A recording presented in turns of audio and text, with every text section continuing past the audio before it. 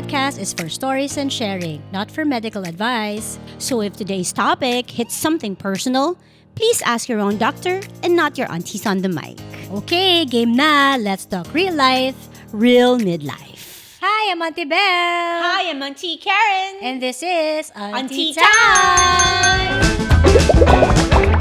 So, ito na nga, Ante. May kakaiba sa ating episode for today. For Marks this our week. halfway through the first season of Auntie Time. Yes. So, ano nga ba itong kakaiba? May letter reading tayong gagawin for this episode. So, our team, Max team, ang dami. Si Direct G lang yon. So, found this letter sa subreddit. And then, parang he felt na this is related to what we're going through. So, babasahin natin siya, Ante. So, ang letter sender ay from money_jury7696 Sa subreddit. sa subreddit. Babasahin ko na to, Ante, ha? Lapitan mo na, Ante, para makita natin. Malabo ang mata ng Ante mo. Sunas. So, the title is, Crippling Loneliness. Did I do this to myself? Ang title pa lang pasabog na. Drama. Okay, so, hi everyone. Not sure what I'm hoping for getting this out there, but I just need to vent tonight. I'm 48 years old, married, and a mom of 2 teenagers. Like you, I'm in the throes of perimenopause, and honestly, I don't recognize myself. Alam mo na yan. Sounds familiar. Correct. I was once upon a time a happy-go-lucky girl with an exciting job, tons of friends, and super busy social life. Ay, relate tayo dito. And little by little, my world shrunk to nothingness. Oh, no! Okay, it all started during COVID. I lost my job, but I rebounded from that by launching my own business working from home. It went okay, not breaking the bank, but keeping afloat. On a personal side, though, things really took a turn. One by one, my friendships fell apart. I started seeing the lack of consideration, the talking in my back, the drama. And over time, I felt I went from the close friend to that acquaintance you have lunch with twice a year. The shift was subtle, but unmistakably. You know that friend you only do lunch with, but never dinner? Yeah, I became that friend. I started resenting people for their behavior and simply kept my distance. No confrontation, just walking away. They didn't try much either, and just like that, this pattern repeated itself with every single one of my friends. Oh, just like yung nag-edit na tayo ng mga friends, Ante, Ang diba? tawag ko doon, streamlining. Oo, friends. Oo, so Streamlining nakaka-ano of tayo friendship. dito. Oh. So, ini-edit na natin ng mga friends talaga natin. Correct. Okay, so even at home, I feel invisible. My kids are teenagers and don't interact much. So I keep to myself too. And with my husband, I feel like we are 2 ships passing in the night. Conversations become more about logistics than anything else, and not much happening otherwise. Ante, ang sad naman nito. So, parang sabay-sabay, you're going through this hormonal imbalance, and then teenagers ignoring you, and then job loss. I mean, naging sabay-sabay siya, Ante. Okay. Now, that sad part is that I'm really trying. She's really trying. Oh, I'm organizing fun international family trips twice a year for us to build memories. I started volunteering 2 years ago in hopes to meet people without much success. Started Pilates last year. Even the front desk lady who sees me 3 times a week asks me for my name every single time. Ante. Heck, I even decided to get a membership in a co-working space to meet like-minded entrepreneurs, and that yielded to absolutely nothing. People are simply not interested. Oh my God, this is so sad. Okay, so parang, invisible ang dating niya sa mga efforts na ginagawa niya, Ante. So I feel like I'm just a ghost passing through this life. I have everything on the surface, but my life feels empty, performative, and oh so lonely. Parang nakaka-relate ako dito. Merong snippets of konti. her sharing that resonates with us. no? Yes, may mga parts tayo na ganyan na feel natin. Pero ante, I think a big part of this is talagang If you, symptoms of perimenopause. I mean, if whoever she is, if she's my friend, well, I'm really sorry, that she has to go through that. But marami siyang sinabi doon na, siguro kung makakausap ko siya, girl, me also. Diba? That would help That would help na meron ding iba palang nakaka-experience Going ng through the ganito. same, Oo, right? correct, Because correct. I think this phase in our life, if we do not really acknowledge and identify where we are, it's easy to say either we're depressed, we are so unseen, and we are unheard. Diba? Ang dating sa akin nito, this is parang a perfect reflection of so many women suffering in silence. That's right. That they're Suffering parang, in silence. they're parang nandyan but they're not there. They don't feel that they're important, that they're needed. Very shallow na lang yung mga interactions even with your family. That's right. It's With so, friends that you grew up with. Tapos biglang all of a sudden, hindi rin natin alam, baka yung mga kaibigan din na yun, may pinagdadaanan Oo, on their correct, own correct. na You're right. they need to detach. Correct. And maybe ako siguro ngayon, I don't feel personal with friends. If you wanna see me for lunch or brunch, and I have time, I will find time. But if I see you next year, Okay lang din. okay lang din. And we're just gonna be as happy because we understand that, life happens. We are in the age of taking care of our elder parents, older parents now. Empty nester, Correct, correct. figuring out your relationship with your husband na most times we feel parang roommates na lang. Correct. Pero feeling ko, it's lack of communication then with the family. So kung ganun, dapat kung tayo, dapat we tell our partners also. Our this is what- children, our children. This and is our what's friends going and on our with coworkers, us. Oo. right? Yeah. It plays that openness then. It brings back to why we do this talaga. Aside from really advocating for ourselves. Kumbaga, let's just say halfway through this season, this is dedicated to the people around us during this phase in our lives. Our husbands, our partners, our parents, our Coworkers, children, yeah. co-workers, our bosses, and friends we grew up, friends we knew from work. Oo. Diba? And then, That compassion is important. at and I this hope stage they for do us. understand we're not using the lack of hormones as an excuse. Because we want to help ourselves. Yes. And if you feel alone, it could feel so dark and lonely and empty. Yeah, this is exactly what she's Diba? I saying. think that's what she's feeling. So I hope if she's my friend, or I don't know if she would stumble us in the World Wide Web, or tanda, World Wide Web. No? If she finds us, or if you need to hear this, hindi ka nag-iisa. You are not alone. Yes, You are definitely. not unseen. You are not unheard. And And the first people that you should reach is your family talaga. Yes, muna. yes. Baka they just need to understand what you're going through. yes. And then make Send a them plan. reels. Oo. Send them snippets of information about Correct. perimenopause. Oo. It doesn't have to be so serious. Invite your husband to go with you sa doctor sa appointment Yes. mo.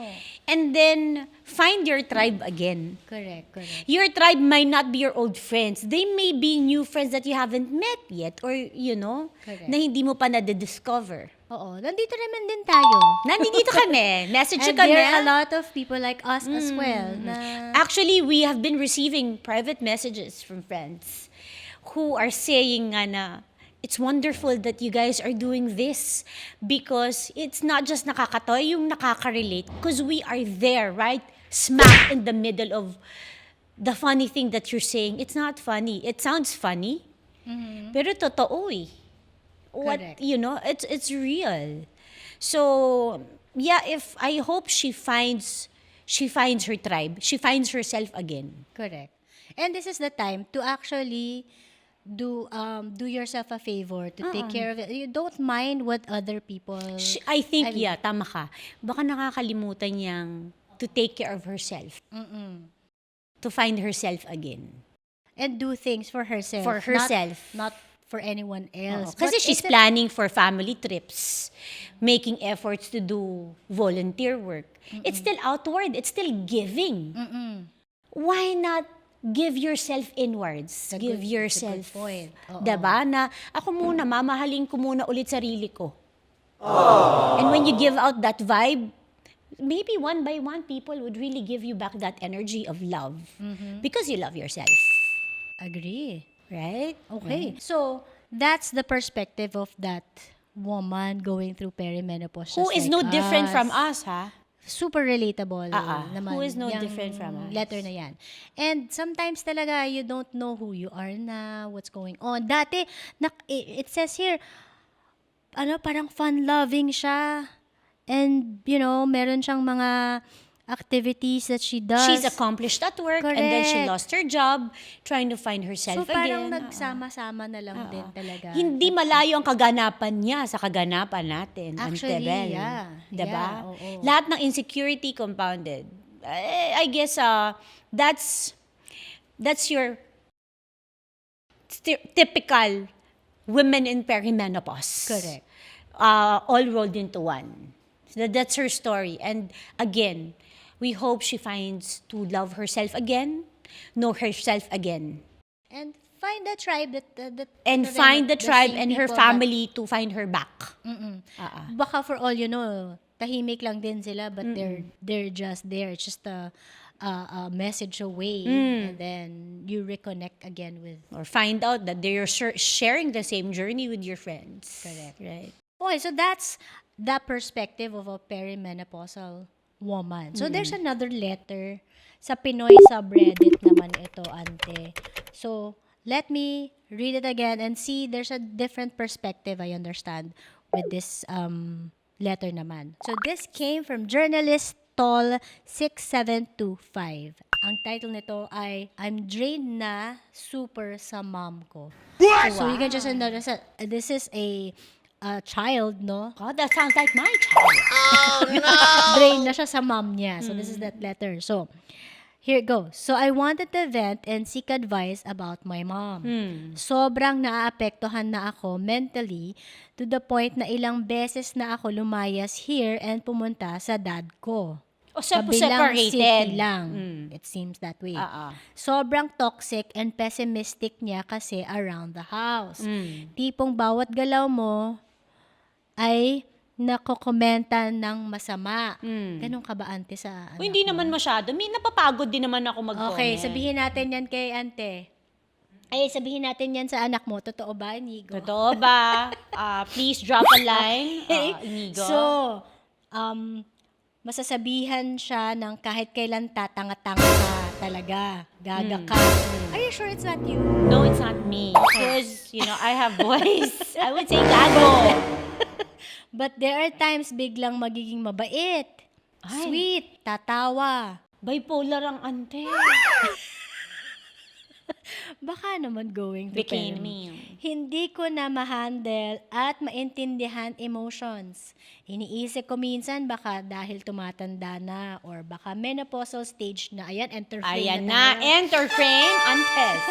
Kaya I wanted to ask for advice here kasi plan ko na naman lumayas. Isang layas yung batang yan.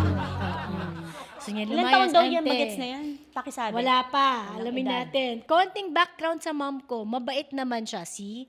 So may difference talaga. Sinong mabait? Remember. Mabait naman siya lalo na sa animals. Ate, ikaw nga, Ay! ante. Yung mga pusa mo pinag-uusapan. Hindi ba ako yan? Inigo, hindi ba animals ikaw yan? At mga nanlilimos. Ay, baka nga ako yan. Oh, sabi ko sa iyo eh. Pero hindi naman siya- kami. Mahilig siya mag-help at mabilis siyang maawa to the point na kahit puro utang na kami, bibigyan niya pa rin Ay, hindi ako ng yan. 200 pesos. Yung, hindi nga ito to.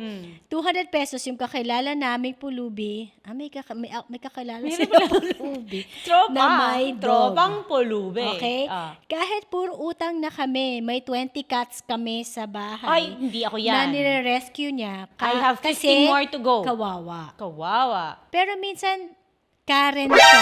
NANI?! Hindi, kawawa. Ako nga yata yan. Minsan Karen siya sa groceries, sa mga stores. Pag nagkamali yung cashier, for example, hindi napaghiwala yung soap sa food ng plastic, is sinasarcastic niya at pinagsasabihan, pinagagalitan. So what's wrong with that? Normal mo lang yun, di ba? ante? Normal lang yun. Ewan ko, basta for me, ang hassle niyang kasama. Like, pwede namang in a nice way. Does it really need to be harsh pag gano'n? Does it really have to be like that, ante? Yes! Just to get the message across. Okay. So, pandemic pa lang before ako mag-18 noon. Oh, i-compute mo yung edad.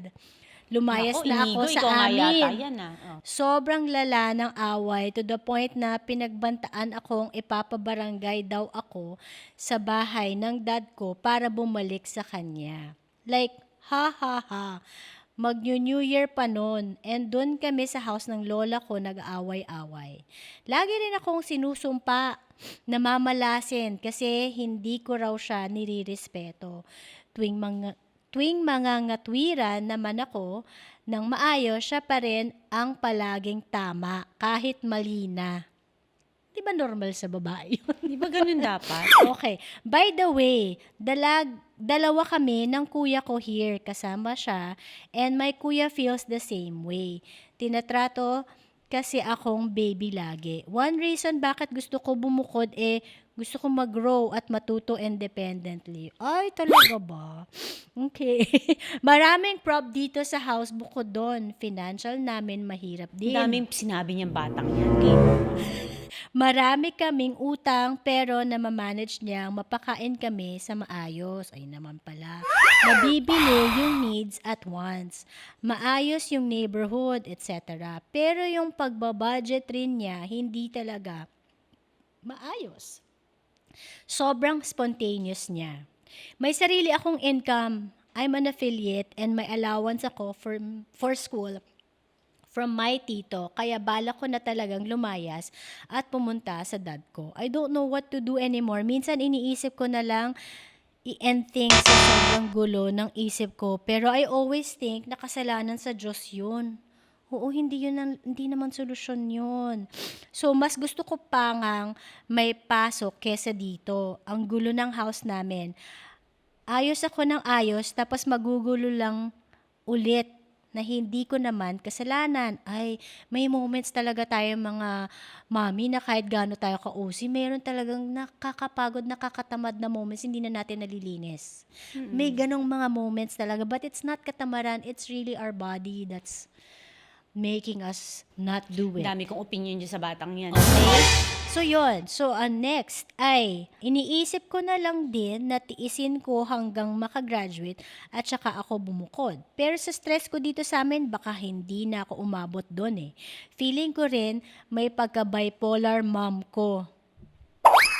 Kasi grabe shift ng mood niya. Ay, ganun talaga ang perimenopause. Ang shift talaga. Nagmumura na lang bigla sa sobrang galit. After a while, tatawa sa akin, kesyo ganito, ganyan. Mag-chill, tapos biglang rage na naman. Sinong hindi mas stress? Mahina pa naman ang heart ko. Mabilis magulat at mabilis akong umiyak. Sumasakit dibdib ko kung may sumisigaw at nagmumura. Help me please. I'm tired ASF. As fuck. As fuck. Ano ba yung ASF? As fuck. Okay. Ang alam ko dito, Kasi yung agency amp pala, service akala ko fee. yung amp is amputa. Hindi pala siya amputa. Ain't my problem pala. Okay? Sobrang hirap kapag nasa single parent ka na nga. Ganito pa yung parent. Walang second opinion kasi siya ang nanay. Kaya siya ang nakakataas, siya ang laging masusunod, at siya palaging tama. Sobrang superior ng tingin niya sa sarili niya. Edit, my mom is 47 and I'm 20. Old na age niya pero super lakas pa rin niya, and yung physique niya is parang 35 lang. Nasabunutan nga ako last week. Dapat kang sabunutan. First time kong napisikal kasi nag-away kami. In the long years, first time lang mapisikal ng 18, 19, 20. Ang dami niya ng hanash. Anong masasabi mo, Ante? Nako, Perspective sabi ko ko ng sa'yo, isang anak. Sa isang ina na sa tingin ko nagpe-perimenopause. Sa tingin ko, ha?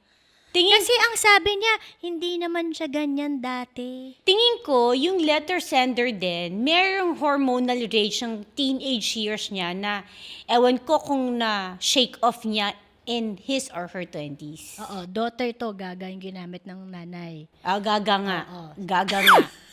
No, I think, tama. The letter sender has described typical, actually, akala ko nga anak ko yan eh. Di pala. Diba?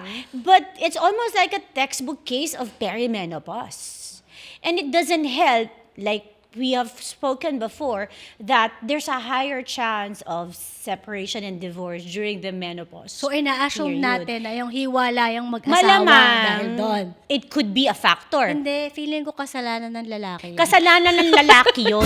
Hindi marunong mag-adjust. Lalaki ang may kasalanan sa lahat. Anyway, Charot. sa akin, I think it's a lethal combination of a mother going through perimenopause and the daughter going through teenage hormonal rebellious Changes phase. Oo. Diba? Oo. So, I think it's a perfect recipe for disaster talaga eh. Agree, oo. No? I don't wanna blame, pero medyo nung ang haba ng sinabi niya, nagdidilmang paningin ko eh. Parang, kahit ako yan, pakita mo sa akin, sasampalin ko yung bata. Ay! Grabe Hindi ka. pala. Hindi. Pero, ante, marami. To be fair, hinintay siya ng 20 years bago siya masampal o masabunutan ng nanay. Oo, kawawa Siguro naman. sa akin yan, 11 ka pa lang, nakatikim ka na sa akin eh. Diba? Kawawa naman ang mga anak ni Ate. Okay, hindi. But they grew up fine, ha? Siguro nga yung mga pagsasalita Girl, ang mo, Gen ano. X, tandaan mo, tayo ay ang panahong nakatikim tayo ng jombag sa ating mga magulang. Totoo naman. Diba? Ang weapon of choice ay madalas hanger. Hanger, sinturon, chinelas. Oo. Ngayon, So, kahit is you that ask my something- kids, hindi, you barely, no eh. Hindi mo na nga ma-jombag growing up eh. Kasi tayo nun, Gen X, iniisip natin, pag ako lumaki, hindi ko gagawin sa mga anak ko yan. And true enough, the Gen X parent were very inclusive and mindful of their children na ang galing na tuloy ng mga anak natin. Diba? Kasama na sila sa conversation. Oh, kaya nga, nag-vent out na sila ngayon. Nagve-vent Hindi kagaya out. natin, hindi natin Hindi magawa pwede yun sabihin dati. yan. We are seen but not heard as children and growing So, up. pero ante, ang daming nakaka-relate dito. May talagang perimenopausal women right now. Bakit nung yung na nanay may ko nagaganyan, teenager. wow, iyak na lang ako. Tayo yun. Ngayon, anong dapat nilang gawin? Magtiis din sila. Langan naman tayo lang magtitiis. So, is ganda na lang din. No, I'm just saying. That's why the conversation, the acceptance of this phase for the mothers going through this should include immediate people in our families, our husband, our children, our partners. So before they talk to their families, they should first recognize what's going on with them muna rin. Oo. Discover din nila ano bang nangyayari talaga. Self-awareness is the key. Oo. So pag na-realize na nila, oh, this is probably what I'm going through. And I know this is not me. This is the hormones talking. I should talk to my family about Because it. So we're parang mothers. We would die communication for din our eh. children in a heartbeat. Agree. Diba? Oh, yun din ang sanang ma-realize ng mga bata ngayon. But they would never know until they become mothers or fathers themselves. So, Hindi, sabihin mo na ngayon. sasabihin ko Maghintay pa ngayon ba kung tayo? sino ka man. hintay mo pa siya maging nanay. Ngayon nasabihin mo Oo, na naalagaan mo yung nanay mo because she's going through this yes. hormonal imbalance that Sa she dami ng doesn't want. information na nakikita ninyo online, maybe you should also try to do your own little research sa mga, kahit sa TikTok, maraming available information, sa Instagram, only if you really find, if you want a solution. Because for me, right now, it's easy to just whine about it. Pero auntie kasi may mga ngayon, may mga bata na yan. Okay, we'll understand, we'll do the research. Alam niya nga na magme-menopause na ang nanay Pero ko. yun nga, pero what about us? Merong ganun pa rin bata. What about me? Because our generation I have feelings raise also. them Paano to be yan? this. Pag hindi natin nasagot yung tanong nila or hindi natin na-address ang gusto nila, why? What about me? It's all Kaya about nga. inward. So, paano So mo this is a ngayon- generational clash. Okay? We are raising brilliant children. Oo. But are we raising empathetic or sympathetic children? Ako Diba? naman, ang opinion ko dito, ante, has to be both sides mag-a-adjust. It takes two to tango. I know, ang feeling ko, dapat ako, kasi mag-adjust kayo, kasi all my life, ako yung I take care nasa of you. sa'yo. Ako yung enabler nyo sa lahat ng bagay. Ako yan, ako. Moment ko to. Oo. Pero sometimes, kasi may feelings din yung ibang tao. Baka sabihin ng husband ko, talaga ba? I-preach mo yung sinasabi. Practice mo yung pinipreach mo. Pero yun na nga, when he also told me na, baka dapat mag-adjust din tayo sa mga bata, sa mga anak natin. I don't know if you would agree na it takes two to tango, we adjust, kasi may feelings din sila, nag-a-adjust. Hindi sa oras ng panahon, lagi rin Tayo. sila. Oo. I understand. That's why, tama ka communication is key. Ako, I openly tell them, you know what, dati nang masama ugali ng nanay nyo, this is magnified to 1,000 in this face. Oo. Don't take it personal. It's hormone. It's really, I mean, sana nga they don't see it, mom's just making a lousy excuse. But, Pero daughter to, she'll go someday, through that. woman, child, you will be perimenopausal yourself if you live long enough to reach our age. And then, I hope you have that subreddit letter. Dear mga aunties, now I know what you're saying and I take and back what I reference. said 20 years ago. Diba? Because my blah, And blah, even blah. even if lalaki to, magkakaroon din siya ng, let's say, asawa. Asawa. Babae, na Oo. So, understanding at a very young age, dapat naiintindihan, may compassion na. But again, it takes two to tango. Yeah. So, tayo rin, And kailangan communication. din natin mag-adjust. For us to accept, for our children to also accept, and they have their own, growing up, hindi pa naman talaga buo yung kanilang, ano tawag doon, yung cognitive, nila, something.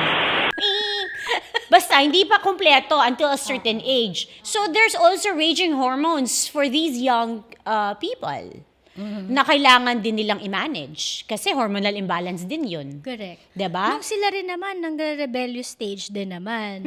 Nandyan din naman tayo nagtsatsaga at diba? nag-a-adjust. Na diba? mga certain age until about 9, ikaw lang ang mahal. Naging binata lang, Nag-iba na. nag-iba na, diba? Parang may hugot ka na. Parang dati ako lang ang mahal mo habang buhay. Oo. May kontrata ba kayo? Oo. Kung wala. Ngayon, parang where is the love? I gave birth to you. Oo. Ayun, ganon. So yun nga, sometimes we put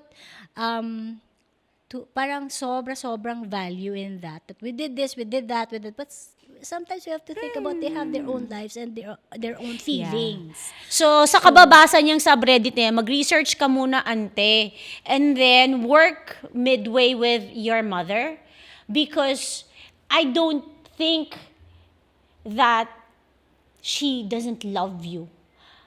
As I speak as a mother, you speak as a mother, we would die for our children in a heartbeat. So, meet halfway with your mom. She's going through a hard time. And maybe you are going through a hard time too.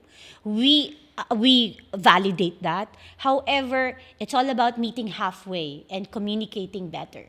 Okay. Okay. So yeah, so that's very interesting. Halfway Yan of ang ating the- letter reading session for this Halfway episode. of our season, Ante Bel. Correct. Can you believe it? Parang ang layo, parang ang dami na namin. bilis. Ang bilis. Nakakapagod. But the intention is still the same. Yeah. To advocate for women, to start talking about perimenopause and menopause Because- openly. So we empower the women going through this. So in the Yes. next half season, we're gonna be elevating the topic into something that's more beneficial. Even the family members would benefit. Family from. members, expect So, yeah. children to be part of our conversation, our partners, our coworkers. Yeah, pwede. Oo, diba? Para mas holistic yung point of view na makukuha natin. Agree. And then maybe after going through the season, our friends, our relatives, or people who just stumbled upon us online would be comfortable to start their own journey and conversation. And groups. And groups, finding But your the tribe. objective also is to multiply this kind of conversation among yourselves. So, Right. yeah. So It's been a great half a season. Naiyak ka? Of course not.